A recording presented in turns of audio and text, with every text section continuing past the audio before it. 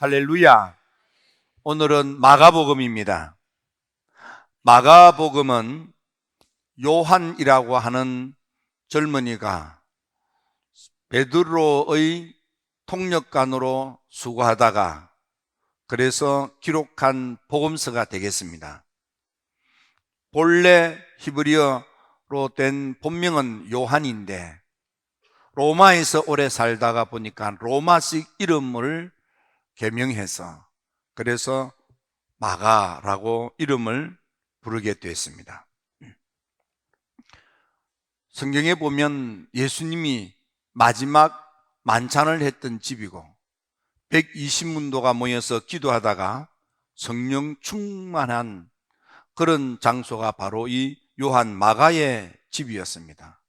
따라서 마가복음을 기록한 마가의 집은 대단히 풍족하고 부유했습니다.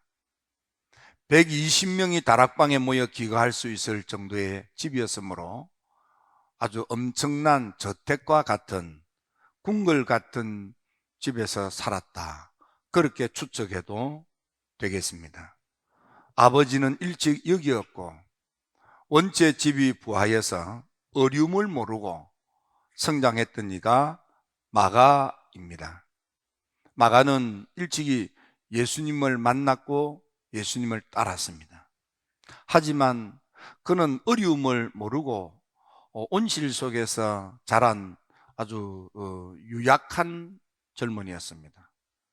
그래서 그는 예수님께서 겟세마네 동산에서 기도하시다가 새벽에 체포당할 현장에 그 모습을 목격한 젊은이이고 또 군인들이 예수님 추종자라고 그를 붙잡았을 때에 그런 겁을 먹고 도망치를 치기 위하여 버둥거리다가 원체 군인이 옷을 아주 강하게 낚고챈지라 그 소나기에 벗어날 수가 없자 그저 붙잡힌 옷을 훌러덩 벗고 도망치를 칠 만큼 그런 젊은이가 바로 이 마가입니다. 마가는 바나바의 생질이었고 따라서 삼촌 바나바의 보살핌을 받지 않았나 그렇게 짐작이 됩니다. 해서 바나바가 안디옥 교회 목회를 할 때 마가도 데려왔습니다. 그리고 첫 번째 전도 여행을 떠날 때에 마가는 삼촌 바나바와 함께 바울과 한 조를 이루어서 선교 여행을 떠났습니다. 하지만 구브로 지역에 복음을 전하고 다시 배를 타고 바다를 건널 때에 너무 힘들었던 모양입니다. 그래서 중도에 선교 활동에 끝까지 따르지 못하고 포기하고 예루살렘으로 돌아오게 됩니다. 아마 이때 무슨 일이 있었는지는 모르지만 바나바는 이 조카이기 때문에 여전히 마가를 챙겼지만 바울은 굉장히 안 좋은 그런 이미지를 갖게 됐습니다. 해서 두 번째 전도 여행을 떠날 때에는 마가와 같은 젊은이를 데리고 가면 함께 할 수 없습니다 하고 자기를 불러 만들어 세워 선교 활동을 하도록까지 베풀어 주신 담임 목사님인 바나바 목사님한테 반기를 들고 결국은 바나바는 구브로로 가고 바울은 수리아로 흩어지는 그런 안타까운 일이 있을 만큼 마가는 바울에게 있어서 매우 좋지 못한 그런 인상을 남긴 젊은이였습니다. 그리고는 세월이 지났는데 그 세월 동안에 무슨 일이 있었는지는 모르지만은 마가는 그 후에 예수님의 수제자로 알려져 있는 베드로를 도와서 로마까지 동행하고 베드로는 로마 말을 잘하지 못하는지라 그래서 이 마가가 베드로의 설교를 받아서 통역으로 섬겼던 그런 젊은이가 마가였습니다. 세월이 이렇게 지나는 동안에 베드로의 통역관으로 헌신하는 이 마가, 그 사이에 무슨 일이 있었는지는 자세히 모르지만 그렇게 자기를 붙들어 세워서 만들어서 사도가 되게 해주신 스승 같고 없고 어버이 같은 바나바 목사님하고 다투고 등을 지고 헤어졌던 바울이 어떤 이유인지 모르지만은 노년의 마가에 대하여 그의 그 부정적인 생각이 확 바뀌어서 마가는 나의 동력자라고 하고, 마가는 나에게 유익한 자라 하고, 마가가 꼭 필요하니까 올 때 마가를 모시고 왔으면 좋겠다, 이렇게 편지를 쓸 만큼 마가가 달라졌거나 관계가 좋아졌던 것입니다. 세월이 지나서 이제 예수님을 눈으로 보고 목격했던 이들이 점점 사라졌습니다. 순교를 당하거나 또 박해를 피해서 먼 곳으로 피신을 했거나 이런저런 이유로 예수님을 눈으로 보고 귀로 듣고 따랐던 마가는 예수님을 눈으로 보고 귀로 듣고 따랐습니다. 직접 예수님을 만난 바 있던 이들이 점점 없어지고, 그리고 사람 말이라는 것은 입을 건너갈수록 자꾸만 왜곡되기 십상입니다. 그래서 예수님에 관한 이야기들이 아주 난무했습니다. 이런저런 예수님에 관한 이야기들이 떠도는데 어떤 것은 맞기도 하지만 또 어떤 것은 얼토당토 않게 잘못된 예수님에 관한 이야기가 막 소문나는 거예요.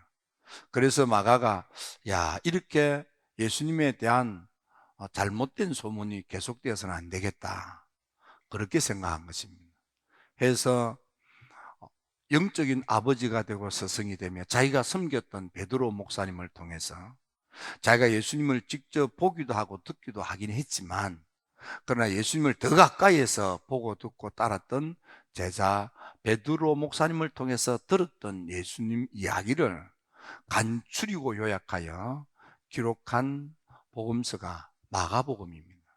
마가복음은 AD 67년에서 70년 사이에 기록한 복음서이고, 복음서 가운데 가장 먼저 쓰여져 있는 그런 복음서가 됩니다. 마가복음은 전체가 16장인데 16장 662기절입니다.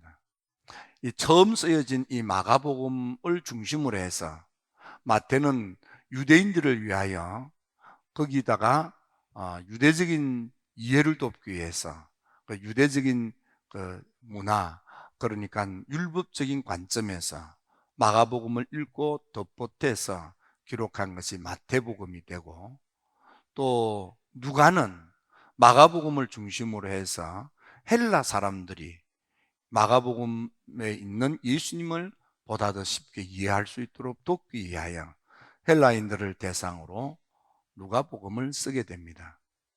그리고 요한복음은 마가복음에서 좀 부족한 영적인 그리스도의 그런 면에 대하여 보충하는 복음서를 기록하게 되는데, 요한복음은 온 인류를 향한 복음으로 그렇게 평가를 받습니다.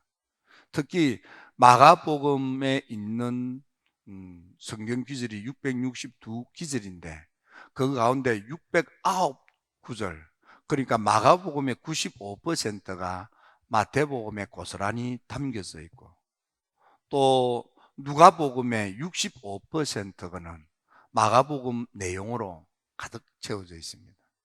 그래서 복음서 가운데 가장 먼저 쓰여졌을 뿐만 아니라 예수님의 복음의 그 기둥과 같은, 중심 기둥과 같은 그런 위치를 차지하는 복음서가 마가복음입니다.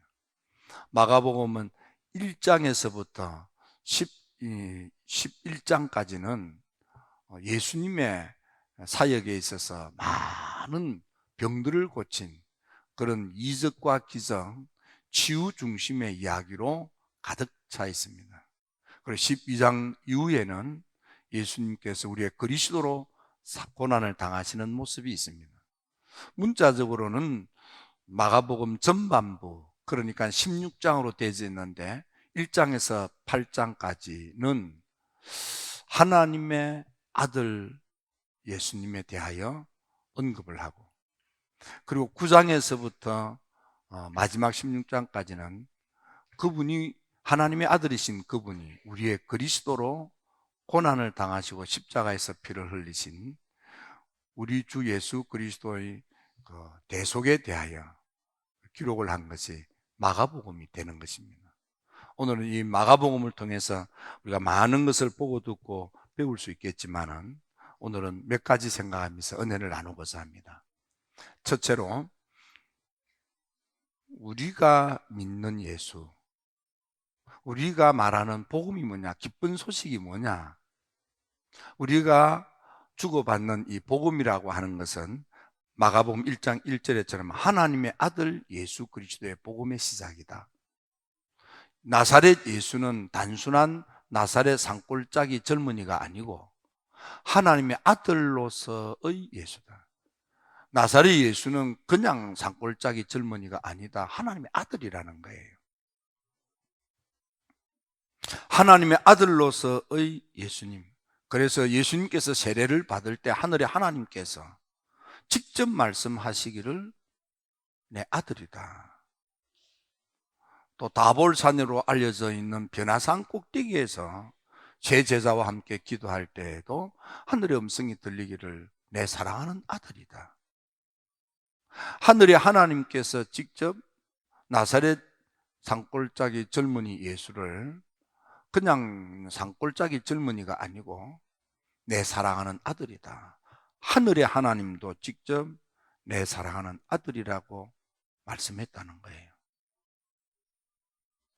뿐만 아니라 귀신들도 마가복음 1장에서 마가복음 3장에서 귀신들도 예수님을 보고 나사렛 예수여, 당신과 우리 사이는 무슨 상관이 있습니까?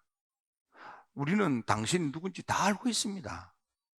지극히 높으신 하나님의 아들입니다. 또 하나님의 거룩한 자입니다. 귀신들도 예수님을 보고 하나님의 아들이라고 했다. 하늘의 하나님도 반복하여 내 사랑하는 아들이라 하셨고, 악한 전 마귀 사탄 더러운 귀신들도 하나님의 아들이라고 했다. 예수님을 십자가에 못 박은 예수님의 죽음을, 사형 집행을 했던 담당관 백부장도 예수님의 십자가의 처형을 마친 후에 스스로 말하기를 이분은 진실로, 그냥 아니고 진실로 하나님의 아들이었다. 그래서 마가복음에서 복음이 뭐냐? 예수님이 하나님의 아들이라는 거예요. 하나님의 아들이 우리를 찾아오신 그분이 예수님이라는 거예요. 그래서 우리를 찾아오신 그분 예수님은 우리와 같은 성정을 가진 인간이시라.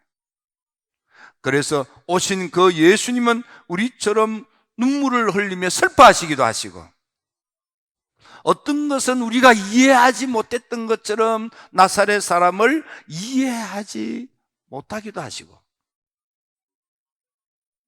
또 어떤 때는 울고 있는 여인을 보고 불쌍한 마음이 동하여서 그래서 죽은 아이 살려주기도 하고, 어떤 때는 분노, 화를 내시기도 하시고, 어떤 때는 주무시기도 하고, 어떤 때는 피곤해 지쳐서 주무시기도 하고, 어떤 때는 배가 고파서 먹을 것을 찾기도 하고, 어떤 때는 사람들로부터 괜한 오해를 받고 미쳤다고 비방하는 소리를 듣기도 하고, 예수님도 우리와 똑같은 성경을 가진 그분. 두 번째로 바로 그 예수님이 십자가에서 우리의 모든 허물과 죄를 사하시기 위하여 피를 흘리셨다는 거예요.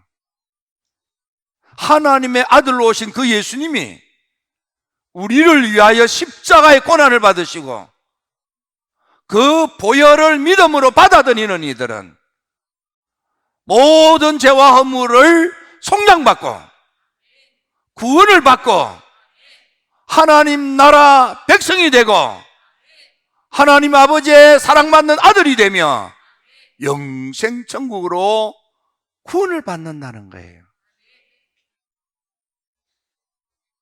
그래서 세 번째로 이 복음 이야기를 알리고 전하고 말하라는 것입니다. 이 복음을 가진 자들은 가서 만민에게, 모든 사람들에게, 만나는 사람들에게 복음 이야기를 알리고 전하고 말해주라 이 말이야. 우리가 하나님의 아들이 우리를 찾아오신 분이 예수님인데, 아들로 오신 그 예수님을 나를 위한 십자가의 그리스도로 믿고 받아들이면 죄를 사함받고 구원받아 영생천국에 가지만은, 이 복음 이야기를 받아들이지 않는 불신앙의 사람들은 하나님의 무서운 진노의 심판을 받고 지옥 불구덩이에 꽂고라져 영원히 멸망당한다는 거예요. 하나님의 아들로 오신 예수님, 우리를 위하여 고난의 십자가에서 피를 흘리신 그리스도, 이 복음 이야기를 믿음으로 받아들이는 사람들에게는 뭔가 다른 일들을 경험하게 되는데, 하나님의 아들로 오신 예수님을 나의 그리스도로 영접한 믿음의 사람들은 첫째로 귀신이 떠나가고, 둘째로 방언이 터지고, 셋째로 해를 받지 아니하고, 셋째로 병 고침을 받는다. 그래서 예수님의 제자들이 나아가 두루 다니며 복음 이야기, 하나님의 아들로 오신 예수님이 우리를 위하여 고난의 십자가에 피 흘리신 이 복음 이야기를 알리고 전하고 말하고 다녔더니, 주님께서 함께 역사하셔서 제자들은 나아가 예수님 이야기, 하나님의 아들로서 오신 그 예수님, 우리를 위하여 고난을 당하신 그 예수님을 알리고 전하고 말하고 다닐 때에 주님께서 동행하셔서, 주님께서 역사하셔서 나타나는 귀신이 나가는 일, 방언이 터지는 일, 해를 당하지 않는 일, 병을 고치는 일들이 일어나는 놀라운 역사가 있었다 이 말이에요. 제자들이 표적, 이적, 기적을 일으키는 것이 아니고, 제자들은 하나님의 아들로 오신 예수님, 나를 위하여 고난의 십자가를 지신 그리스도를 입에 담고 알리고 전하고 말하고 다녔더니, 주님께서 따라다니면서 함께 역사하사 뒤따라다니면서 주님께서 역사를 하시는데, 표적, 이적, 기적으로 역사하심으로 믿으라 라고 확인하시더라 이 말이에요. 그래서 우리가 믿음으로 신앙생활을 할 때에 귀신이 떠나가고, 방언이 터지고, 손해보는 일을 막아주시고, 병을 고침받고, 이런 일상적이지 않은 하나님의 행하시는 표적, 이적, 기적들이 일어날 때는 하나님께서, 그러니까 하나님의 아들로 오신 예수님을 나를 위한 그리스도로 믿으라, 신앙생활을 똑바르게 하라 고 주님께서 확인하시는 역사라 이 말이에요. 표적, 이적이 일어날 때마다, 그러니까 잘 믿어야지, 그러니까 신앙생활을 잘 해야지 라고 마음을 먹으라고 주님께서 역사하신다 이 말이에요. 이게 복음이라 이 말이에요. 하나님의 아들이신데 그 아들이 나를 찾아오신 예수님. 여러분, 예수라는 이름을 가진 사람들이 많이 있어요.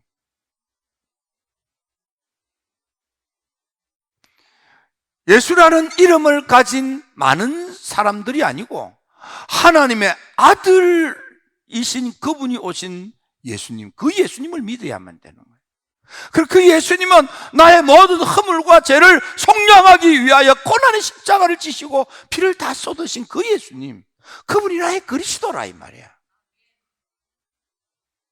그걸 생각을 비우고 마음을 열고 받아들여라 이 말이에요. 그걸 믿고 따르라 이 말이에요. 그때에 죄로부터의 구원이 있고, 질병으로부터의 치유가 있고, 저주로부터의 구출이 있는 것입니다. 여러분의 삶에 예수님이 나의 그리스도가 되셔서 죄의 올무에서 해방되시고 모든 함정에서부터 벗어나시고 여러분들의 삶에 하나님의 나라가 도래되어 가정천국이 되시고 자녀 축복을 누리시며 생업에 하나님의 놀라운 도움으로 흥왕하게 일어나게 되기를, 인생이 풍성하게 되기를, 삶이 윤택하게 되기를 주님의 이름으로 축원합니다. 구원의 삶을 사십시오. 선택은 여러분들이 하는 것입니다. 기도드립니다.